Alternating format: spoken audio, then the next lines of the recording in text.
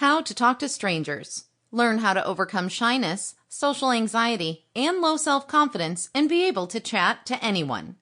Written by Amanda M. Myers. Narrated by Catherine O'Connor. Introduction. The weather is nice today, isn't it? The question sits heavy in the air between you and the stranger that just sat down beside you.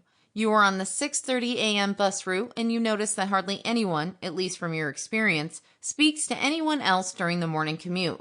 This bus is full of people getting off and on at every stop, yet everyone keeps to themselves. There are people gazing out of the window and listening to the fuzzy bus radio, some listening to what is playing through their headphones. There are people who are reading the news either via the newspaper or via their cell phone. There are those that are dozing off, playing portable video games, reading books, and watching television on their tablets.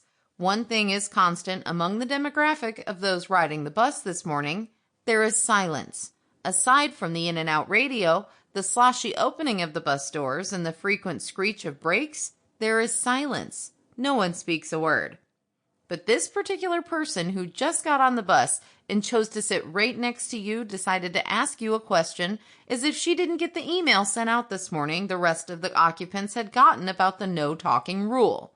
It catches you so off guard that you're slow to respond, or is it that you don't want to respond? You're not sure, but one thing you are sure of is that the words are just not there. Between your brain, the back of your throat, and the cusp of your lips, the words are nowhere to be found. For a while, you sit there, the tense air between you two. You both sitting next to each other, both moving around at the whims of the bus. There was not a word between you two, and the silence is almost crippling.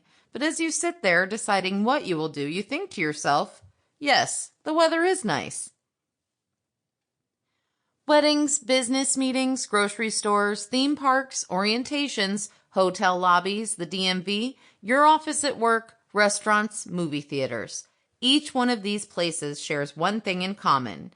In these spaces, some public and some private, you will potentially have conversations. Sure, you may have conversations with family or friends, but you may also have conversations with strangers as well, regardless of whether you choose to or not.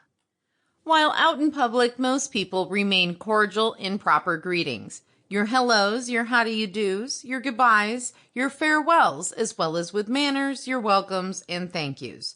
But when it comes down to the idea of an actual full-fledged conversation, typically the idea of speaking to a stranger in public is a taboo one.